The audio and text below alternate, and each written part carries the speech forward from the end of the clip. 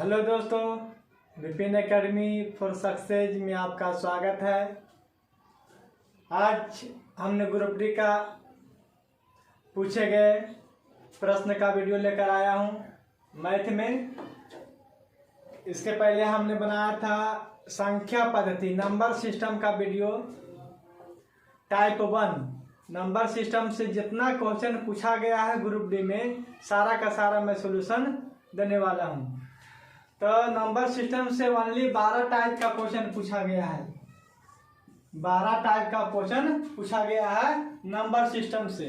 और number system से कितने प्रश्न पूछे जाते हैं? 2 से 3। इनकी नंबर सिस्टम जो है सिंप्लीफाई में एक तरह के आता है, सिंप्लीफाई के अंतर्गत आता है। और सिंप्लीफाई में कुल मिला के 7 से 8 प्रश्न पूछे जाते हैं। 7 से 8 प्रश्न पूछे जाते हैं सिंप्लीफाई से। और सिंप्लीफाई के अंतर्गत ही नंबर सिस्टम आता है। इसलिए यह चैप्टर को बढ़िया से पढ़िएगा, कॉन्सेप्ट के साथ पढ़िएगा। तो कल हमने एक टाइप 1 का बताया था नंबर सिस्टम में। टाइप 1 12 टाइप का क्वेश्चन है इसमें, 12 टाइप। अगर 12 टाइप का आप कॉन्सेप्ट क्लियर कर लीजिएगा तो नंबर सिस्टम से आपके क्वेश्चन नहीं छूटेंगे एग्जाम में। कोई भी एग्जाम में नंबर सिस्टम से अगर क्वेश्चन रहेगा तो नहीं छूटेगा। क्यों? हर एक टाइप बनाना जानिए। क्वेश्चन तो बदलते रहता है, उसका अंक बदलते रहता है, लेकिन टाइप वही रहता है। तो टाइप आप बनाना जानिएगा ना तो क्वेश्चन आपसे बन जाएगा। तो नंबर सिस्टम का आज टाइप 2 हम बताने जा रहे हैं। और ये दोनों क्वेश्चन ग्रुप डी में पूछा गया है। पिछले साल जो ग्रुप डी का एग्जाम हुआ है उसमें दोनों क्वेश्चन पूछा गया है इस टाइप 2 से। तो चलते हैं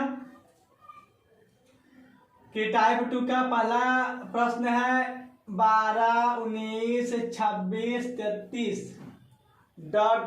में 10वीं संख्या क्या होगा? 10वीं संख्या क्या होगी? Option A 89, option B 75, option 82 और डी 68। 10वीं संख्या क्या होगा? तो ये जो टॉपिक, ये जो चैप्टर है, ये टाइप है कहाँ से लिया गया है? तो हम जान रहे 10 के बुक से लिया गया है।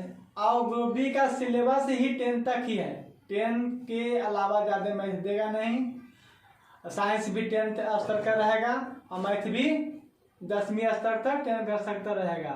लेकिन बिहार बोर्ड हिस्ट्री में देखना, सीबीएसई के भी हमको देखना है। सीबीएसई में जो भी टॉपिक दिया हुआ है, जितना डेवलप दिया हुआ है उतना हमको कवर करना है। हम सिलेबस में भी बताए थे ग्रुप डी के सिलेबस में। तो ये 10 का क्वेश्चन है, क्लास 10 का। एपी आप लोग पढ़े होंगे, समांतर श्रेणी अर्थमेटिक प्रोग्रेशन, उसी का प्रश्न है। ठीक है, तो इसमें 10वां पद निकालना है। क्या निकालना है? 10वां पद संख्या क्या होगा, मतलब 10वां पद क्या होगा। तो इस संख्या में हम लोग पहले चेक, यहाँ तो एपी में है, ये है एपी। आप लोग पढ़े होंगे 10 क्लास में, तो ठीक है। नहीं पढ़े होंगे तो यहाँ देख लीजिए, है ना। 10वीं पद पूछ रहा है, 10वीं पद पूछ रहा है।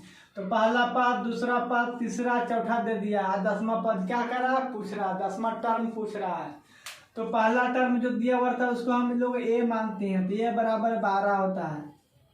ठीक है, ए बराबर क्या हो गया? 12 पहला टर्म को। और लगता है इसमें डी को बोलते हैं सर्वत्रिक अंतर। सभी जगह का जो अंतर होता है उसको सर्वांतर बोलते हैं। तो सर्वांतर होता है दूसरा पद माइनस पहला पद, तीसरा पद माइनस दूसरा पद, और चौथा पद माइनस तीसरा पद। देखिए हर जगह अंतर इक्वल आएगा, तभी वह श्रेणी जो है एपी में कहलाएगा। ठीक है, तो 19 में से 12 जाएगा, कितना बचेगा? 7। और 26 में 19 जाएगा, कितना बचेगा? 7। 33 में 26 जाएगा, कितना बचेगा? 7। यानी कि सर्वांतर सब जगह समान आ रहा है ना अंतर। तो डी बराबर कितना हुआ? 7 हो गया। और एन बराबर क्या होगा? 10वां पद पूछ रहा है ना, तो एन का मान क्या होगा? 10। 10वां टर्म पूछ रहा है तो एन बराबर क्या होगा? 10। और एनवा अब फॉर्मूला होता है टी एन बराबर होता है a plus n minus 1 into d. ये आपका फार्मूला हुआ टी एन निकालने के लिए। टी मतलब टर्म, एन मतलब कि एनवा टर्म। एन मतलब कि जितना एन बराबर हो गया आपका, जितना टर्म पूछेगा उसका संख्या बैठाना है। 10वां पद पूछ रहा है तो यहाँ इनका मान क्या बैठेगा, 10 बैठेगा। इनका मान क्या बैठेगा, 10 बैठेगा।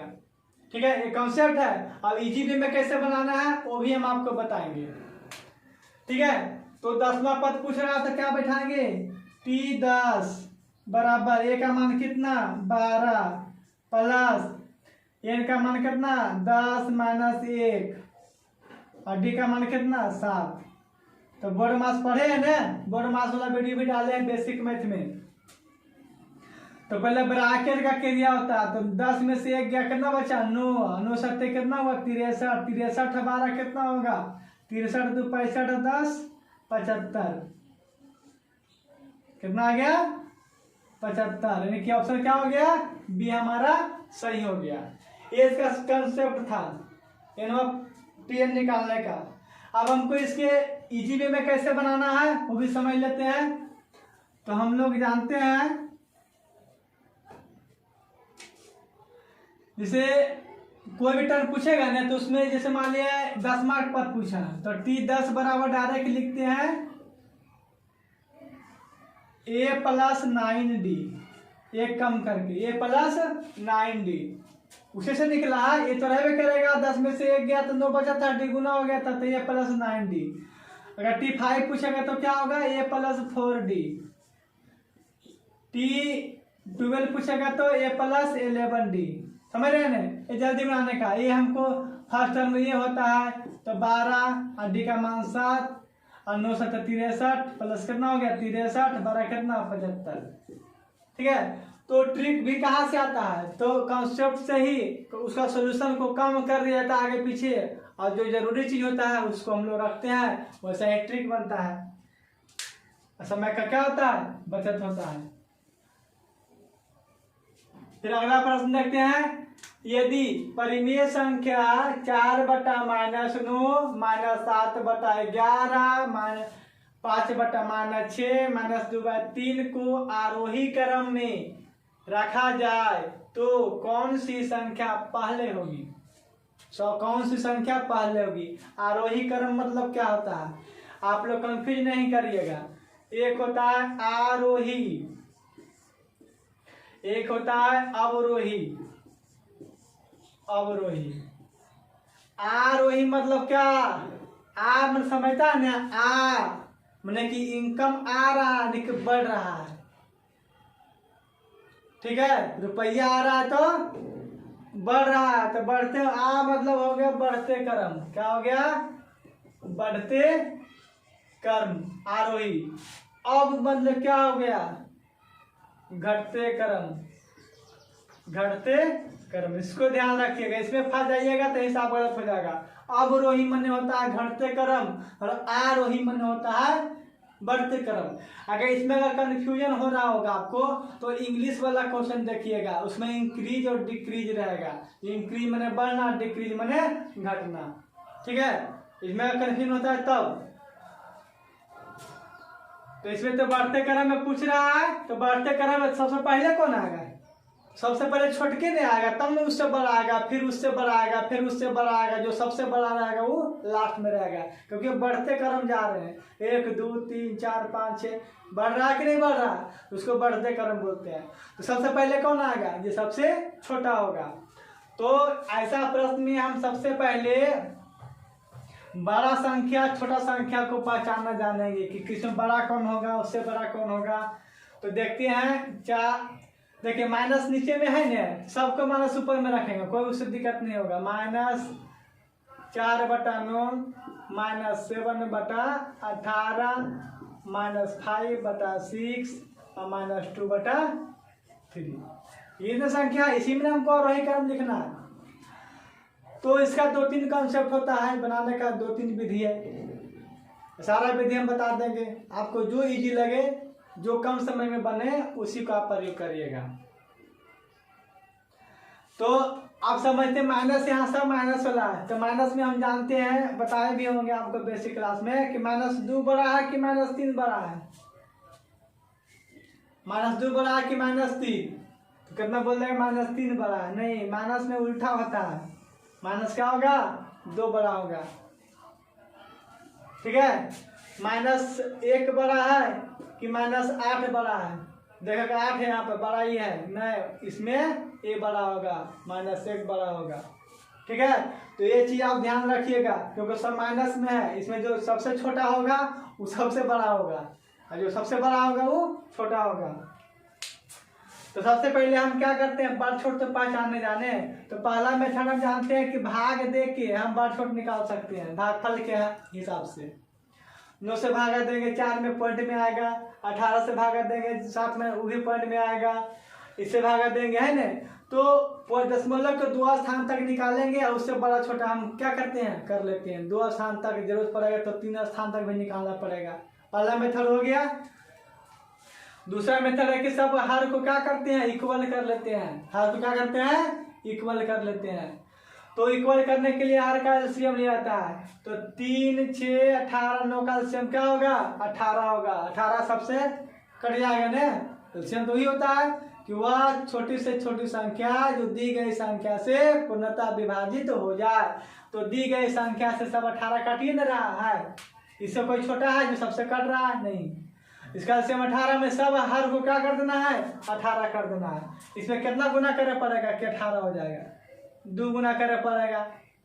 तो ऊपर भी 2 गुना करेंगे उसका फ्रैक्शन का भिन्न का मान परिवर्तन नहीं हो, इसके चलते जितना हम नीचे गुना करेंगे उतना ऊपर भी गुना करना पड़ेगा। 6 × 18 होता है तो 3 ऊपर ही मल्टीप्लाई करना पड़ेगा। 3 × 6 = 18 तो 6 पर मल्टीप्लाई करना पड़ेगा। कितना हो गया -8/18 -7/18 -15/18 -12/18 भागा दे ज्यादा लफड़ा तुरंत बन गया कि नहीं बन गया। अब नीचे तो सेम है 18 तो नीचे से कोई मतलब है नहीं और ऊपर संख्या देख के बड़ छोट नहीं कर सकता है, आराम से कर लीजिएगा। नीचे को हमको देखना नहीं क्योंकि सब इक्वल आ गया और ऊपर वाला संख्या तय कर लीजिए कौन बड़ा है कौन छोटा है, कौन पहले लिखाएगा कौन बाद में लिखाएगा। ठीक है, तो इसमें सबसे बड़ा संख्या कौन है -12। जो सबसे बड़ा माइनस लगा हुआ तो क्या हो गया सबसे छोटा हो जाएगा। क्या हो जाएगा सबसे छोटा, पहले बताए थे। अब बताइए -12 है कि -15 कौन बड़ा है सबसे बड़ा तो -15 होगा, लेकिन वो क्या होगा सबसे छोटा होगा। जैसे माइनस को मान नेगलेक्ट कर लीजिए, ठीक है, समझ में नहीं आ रहा होगा, माइनस हटा दिए तो 8, 7, 15, 12 सबसे बड़ा कौन है 15। अब लगा देंगे माइनस तो जो सबसे बड़ा हो क्या हो जाएगा छोटा हो जाएगा। तो -8 बड़ा है कि -15 बड़ा है, कौन बड़ा है -8 बड़ा है। तो पहले कौन लिखाएगा -15। ठीक है, यानी कि सबसे पहले संख्या कौन लिखाएगा -15/18। किससे आया था इससे आया था -6 -5/6 का ही बदला हुआ रूप है -15/18। इसका आंसर क्या हो जाएगा -5/6। ऑप्शन में ही दिया होगा, ऑप्शन में गुणा करके नहीं देता है। जो क्वेश्चन है ना उसी से 4 ऑप्शन छाप लिया होगा। इसका ऑप्शन देख लेते हैं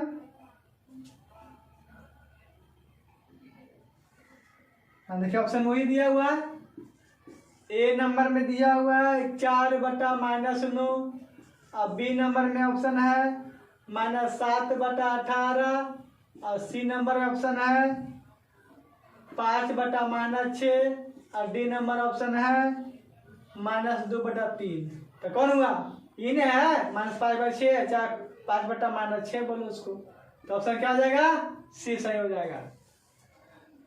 अब इसी में आरोही क्रम में कभी कभी लिख के दे देगा, बता देगा इसका आरोही क्रम कौन लिखा हुआ है, या अवरोही क्रम में लिख के दे देगा, बोलेगा इसका अवरोही क्रम कौन सा ऑप्शन में अवरोही क्रम लिखा गया है। ठीक है, तो आप आरोही अवरोही समझ गए हैं। अब बड़ा छोटा करना जान गए हैं तो बढ़ते क्रम लिखना घटते क्रम लिखना आराम से लिख सकते हैं। अब बड़ा छोटा भी आराम से पहचान सकते हैं। ठीक है, ये दूसरा नियम था। पहला नियम क्या था, आप भाग दे के दशमलव के 2 स्थान तक जरूरत पड़े तो 3 स्थान तक लिख देना है, उसके बाद बड़ा छोटा हम कर लेते हैं। जैसे में 0.67 और 0.58 कौन बड़ा है नहीं पहचान में आ जाएगा ये बड़ा है कि बड़ा है। उसी तरह 0.76 रहेगा तो नहीं पता चल जाएगा कौन बड़ा छोटा है। ठीक है। तो दशमलव में बदलकर हम देख सकते हैं या फिर हर को इक्वल करके देख सकते हैं। तीसरा मेथड है क्रॉस मल्टीप्लाई का, वो भी तो ऐसा ही आ जाएगा, वो हर पर ही निर्भर करता है। जैसे 3/6 बड़ा है कि 8/5 बड़ा है, कंफ्यूज नहीं करिएगा, दोनों में कौन बड़ा है। तो क्रॉस मल्टीप्लाई करते हैं, 15 8 छक 48। अब बताओ 15 बड़ा है कि 48 बड़ा है? 48, यानी कि ये वाला संख्या क्या हो गया, बड़ा हो गया।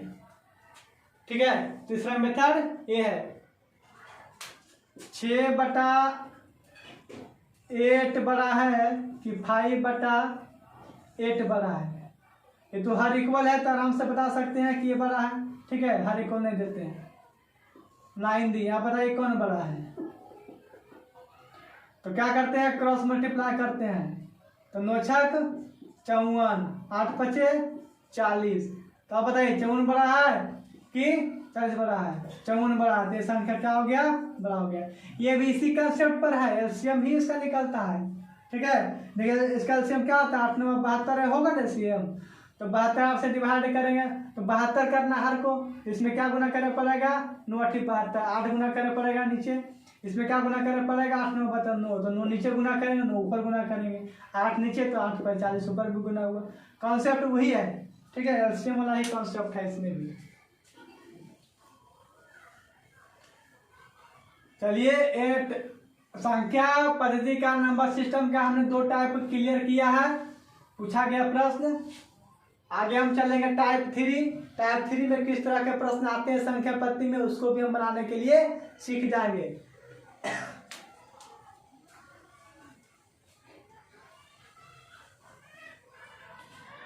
तो ग्रुप डी की अगर तैयारी करना है, रिजल्ट अगर निकालना है, तो मेरे साथ जुड़िए, चैनल को सब्सक्राइब करिए, शेयर करिए और हमारे साथ ग्रुप डी का तैयारी भरपूर करिए ताकि 80+ नंबर हम ला सके। चलते हैं आगे टाइप 3 की तरफ। हम देखते हैं संख्या पद्धति का टाइप 3। टाइप 3 का प्रश्न देखते हैं कि टाइप 3 का में कैसा प्रश्न रहता है और ग्रुप डी में कैसा प्रश्न पूछा गया है।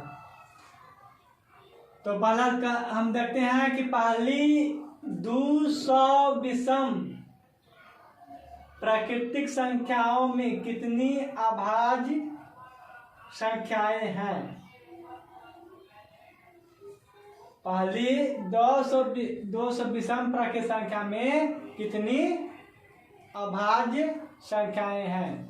तो समझेंगे कि अभाज्य संख्या क्या होता है और भाज्य संख्या क्या होता है। तो भाज्य संख्या है जो कट जाए, जो किसी ने एक और अपने से तो सब करता है, उसके अलावा कोई संख्या उसको काट दे तो वह भाज्य संख्या कहलाता है। अभाज्य संख्या क्या होता है, जो सिर्फ एक और अपने से कटे वो क्या कहलाएगा, अभाज्य संख्या। 3 सिर्फ एक से कटेगा और 3 से कटेगा, अपने से कटेगा, तो क्या होगा ये, अभाज्य संख्या। 5 किससे कटेगा, 1 से कटेगा और 5 से कटेगा, मतलब 1 से कटेगा और अपने से कटेगा, वो क्या कहलाता है, अभाज्य संख्या। 11 किससे कटेगा, 1 से कटेगा और 11 से कटेगा, मतलब 1 से कटेगा और अपने से कटेगा और किसी से नहीं कटेगा, तो वैसा संख्या अभाज्य संख्या कहलाता है।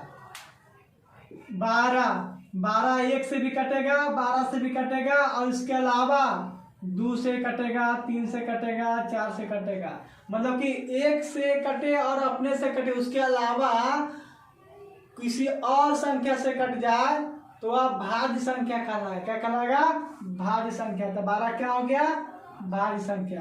15 क्या है, भाज्य संख्या, क्योंकि 3 से भी कटता है और 5 से भी कटता है। कहने का अर्थ जिसका फैक्टर हो जाए, इसका फैक्टर टूट जाए, तो अभाज्य संख्या कहलाएगा। तो कहता है अभाज्य संख्या तो जब भी होगा तो विषम में ही भाज्य संख्या होगा। क्यों, क्योंकि सम संख्या अगर भाज्य संख्या कभी नहीं हो सकता है, सम संख्या अभाज्य संख्या नहीं हो सकता है। क्यों नहीं हो सकता, क्योंकि सम संख्या जो है 2 से कट ही जाएगा, और जो 2 से कटेगा वही सम संख्या होता है। इससे सम संख्या कभी अभाज्य संख्या नहीं हो सकता है। अभाज्य संख्या जब भी होगा तो विषम संख्या होगा। क्या होगा? विषम संख्या। पहली 200 विषम प्राकृतिक संख्या। पहली मतलब क्या? 1 से स्टार्ट किया है और 200 तक, ठीक है। जो विषम संख्या होगा, और विषम संख्या में जो अभाज्य संख्या है वह कितना है, वह कितना है। तो सोचिए, ये सब 100 का 250 का याद रखना, क्योंकि इसका निकालने का कोई ट्रिक नहीं है, कोई मेथड नहीं है। आपको निकालना पड़ेगा कि सबसे छोटी अभाज्य संख्या होता है 2, होता है ना। उसके बाद 3 होगा, 5 होगा, 7 होगा, 11 होगा, 13 होगा। उसी तरह से लिख के आपको गिनना पड़ेगा, ठीक है। इसलिए ऐसा टाइप का क्वेश्चन 2-4 को आप याद करके रखिएगा।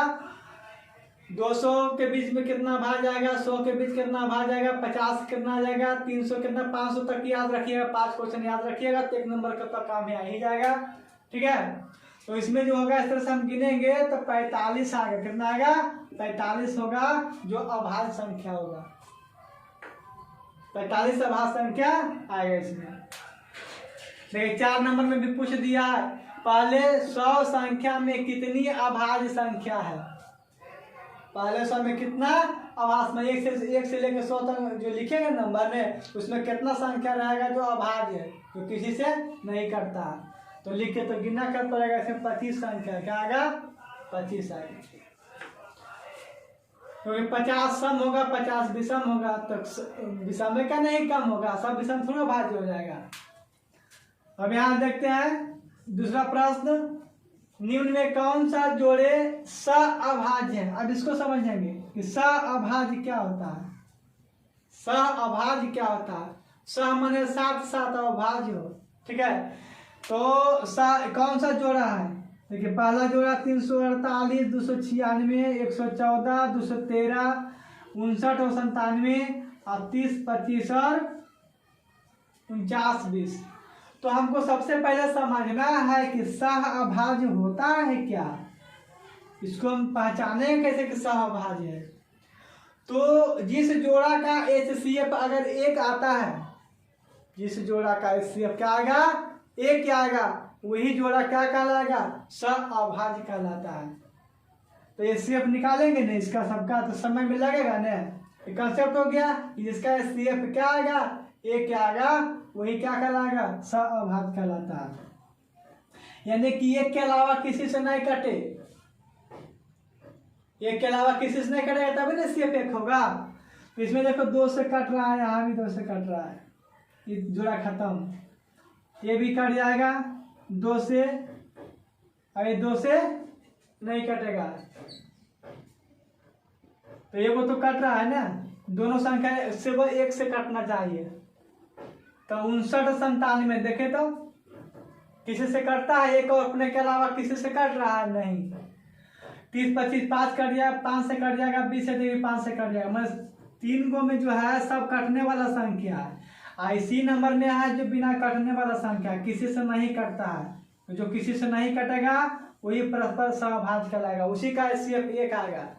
HCF मैंने क्या? वह बड़ी से बड़ी संख्या जो दी गई संख्या को काट दे, तो उसका HCF 1 है। मतलब कि एक ही ऐसा संख्या जो दोनों को काटेगा, यानी कि किसी से और नहीं कट रहा है, ठीक है।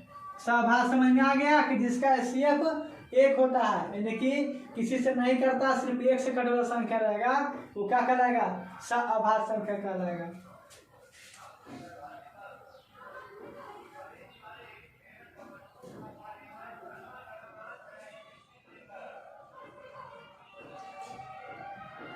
फिर है नंबर 3, निम्न में से कौन सी संख्या भाज्य संख्या है। अभी हम चर्चा किए थे भाज्य संख्या और अभाज्य संख्या का, यानी कि टाइप 3 में कैसा प्रश्न मिल रहा है? सिर्फ भाज्य संख्या और अभाज्य संख्या के बारे में आप जानिएगा तो टाइप 3 जो आपका क्लियर हो जाएगा, इसी टाइप का रहेगा करना, ठीक है।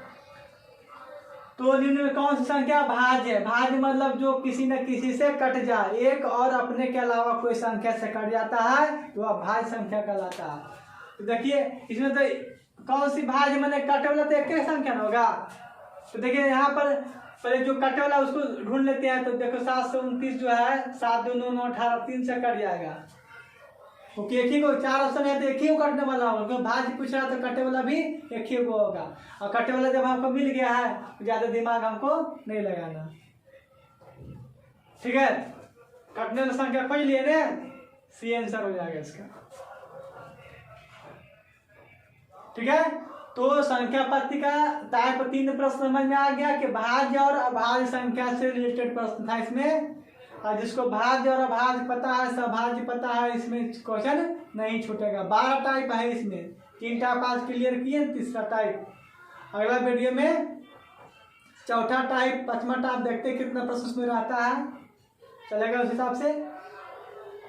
और इसी तरह से पूरा मैथ का सारा चैप्टर में बताऊंगा जो ये पूछा गया है, टाइप बाय टाइप बताऊंगा और आपको सिखा दूंगा, ताकि मैथ और रीडिंग में जो है क्वेश्चन नहीं छूटे। इसके लिए आप हमसे जुड़े रहिए और मेरे वीडियो को पूरा अवश्य देखिएगा। ये नहीं कि खाली हल्का सा देख लिए क्या बताया ऐसा नहीं, अगर जान भी रहे तो एक बार देख लीजिएगा, उससे आपका रिवीजन हो जाएगा। हो सकता है थोड़ा सा कॉन्सेप्ट मेरा अलग रहे, वो आपके दिमाग में जाके घुस जाए, आप समझ जाए उसको, ठीक है। इसलिए पूरा जरूर देखिएगा। धन्यवाद।